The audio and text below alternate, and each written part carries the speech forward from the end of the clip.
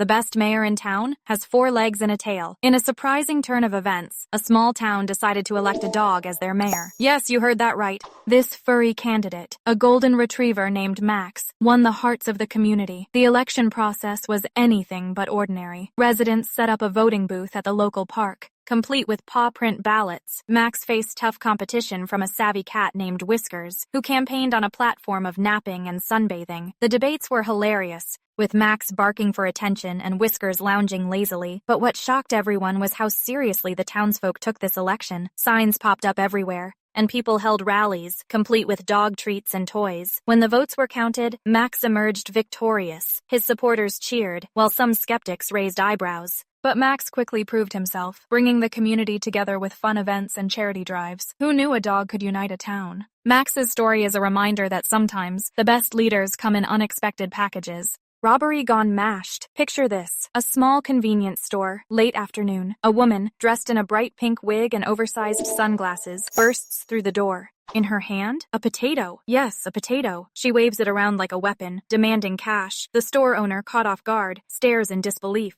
"Is that a potato?" he asks, bewildered. She insists it's a gun, but the absurdity of it all is hard to ignore. Customers gasp. Some chuckle nervously. The woman, fully committed to her act, shouts louder, "Hand over the money or else!" The store owner, trying to keep a straight face, slowly reaches for the register. He can hardly suppress his laughter. Instead of fear, he feels a strange mix of amusement and confusion. After the incident, the story spreads like wildfire. It becomes a local legend. The woman is caught later, but not before becoming an internet sensation. Memes flood social media, and the potato weapon becomes a symbol of ridiculousness. Who knew a simple vegetable could turn a robbery into a comedy? They went to prove the earth is flat, and got lost on a round one. A group of flat earthers set sail, convinced they would find the edge of the world. With maps and theories in hand, they ventured into the unknown. Excitement filled the air as they imagined the horizon dropping off into oblivion. But as days turned into weeks, reality set in. The ocean stretched endlessly, and their dreams of discovery began to fade. Navigating became a challenge. They relied on outdated charts and their beliefs, ignoring the science behind navigation. Panic set in when they realized they were lost. But just when hope seemed dim, GPS technology came to the rescue.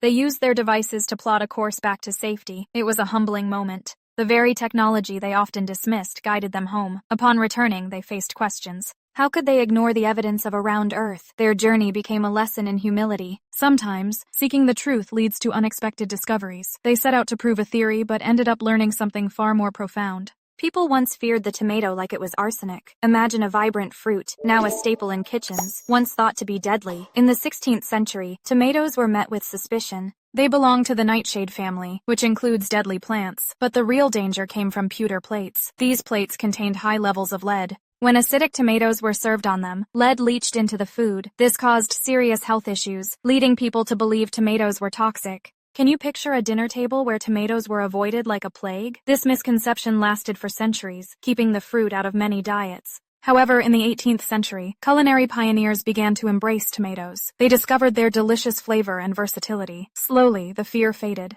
The tomato transformed from a feared fruit to a beloved ingredient in sauces, salads, and countless dishes. Today, tomatoes are celebrated worldwide. They are packed with nutrients and flavor. The journey from poison to pantry staple is truly remarkable. What a twist in history. The next big tech? A diaper? For birds. Yes, you heard that right. Bird diapers are a quirky invention that has taken the pet industry by storm. Imagine a tiny, adorable bird wearing a snug little diaper. It sounds wild, but it serves a purpose. These innovative products help keep homes clean, preventing messes from our feathered friends. Bird owners know the struggle of dealing with droppings on furniture, floors, and even on themselves. Enter the bird diaper, designed to catch droppings while allowing birds to fly and play freely. The diaper is made from soft, breathable materials, ensuring comfort for the birds while they strut their stuff. But why would someone create such a unique item? It all started with a passionate bird lover who wanted to enjoy their pet's company without the constant worry of cleanup. This simple yet brilliant idea has since evolved, gaining a patent and sparking interest among bird enthusiasts everywhere.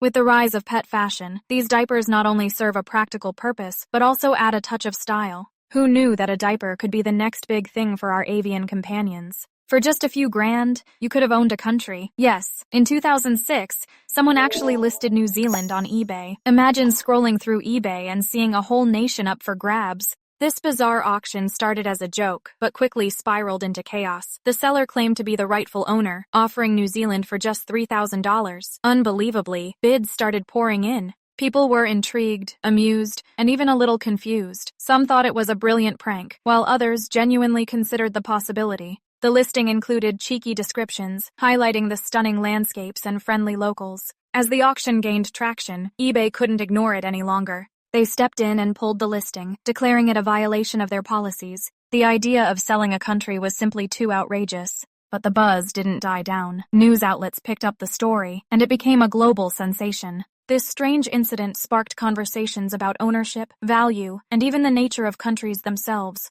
Who would have thought a simple eBay listing could create such a stir? What do you do when ducks declare war on your town? In a small, peaceful community, an unexpected invasion took place. Hundreds of ducks descended, quacking loudly, waddling through streets and taking over parks. Residents were shocked. At first they laughed, snapping photos of the feathery army, but soon the situation turned chaotic. Ducks blocked driveways, interrupted outdoor events, and even raided picnics. The quacking was relentless. Frustration grew as the townspeople tried to reclaim their space. Some attempted to shoo the ducks away, but they stood their ground, unfazed. Then, a creative solution emerged. The town organized a Duck Day, inviting families to celebrate the unexpected guests. Activities included duck-themed games, feeding stations, and even a contest for the best duck costume. Surprisingly, the ducks became local celebrities. People embraced the chaos, and the town turned the invasion into a fun event. The ducks stayed, but so did the laughter. Now, the town is known for its quirky charm and feathered friends. Who would have thought that a duck invasion could bring a community together? He sued himself, and somehow won. In a bizarre twist of fate, a man named John decided to take legal action against himself after a freak accident at home.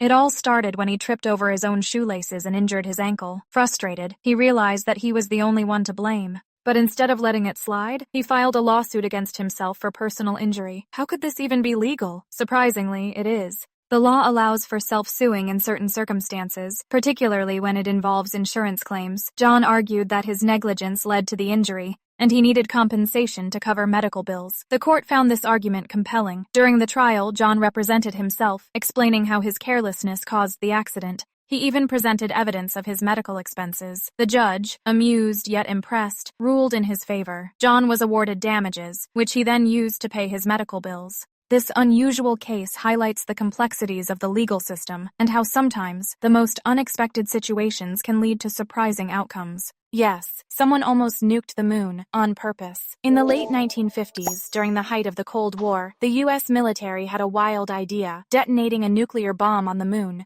The project, called Project A1R19, aimed to demonstrate American power and technological prowess. Imagine the shockwaves it would send through the world. The plan was to create a massive explosion that would be visible from Earth. Scientists believed it could be a great display of strength, showcasing the U.S. as a dominant force in space. They even thought it might spark interest in lunar exploration. The proposal included detailed calculations and simulations, proving just how serious they were. But as the plan progressed, concerns grew. The potential fallout, both politically and environmentally, raised alarms. What if the moon was damaged? What if it affected tides or ecosystems? Ultimately, the project was shelved. Today, it serves as a bizarre footnote in history. The idea of nuking the moon remains shocking, a reminder of how far humanity went in the name of power and prestige. What if it had happened? The implications would have been astronomical. One man, 260 shirts, 0 neck movement. Imagine the sight. This incredible feat was achieved by a brave soul who decided to push the limits of t-shirt wearing. The challenge? To stack as many shirts as possible on his body without collapsing under the weight. The preparation was intense. He started with a base layer of tight-fitting shirts, gradually adding more on top. Friends and family helped, pulling shirts over his arms and head, creating a colorful, towering mountain of fabric. The final look was both ridiculous and impressive. As he stood there, arms pinned to his sides, the crowd erupted in cheers. The sheer volume of t-shirts created a unique, cushiony silhouette. People gasped as he took small, awkward steps, unable to turn his head. The moment he broke the record was surreal. The excitement in the air was electric. This quirky challenge showcased creativity and determination. It reminded everyone that sometimes, the most unexpected achievements can leave a lasting impression. Next time you put on a t-shirt, think about the man who wore 260 at once.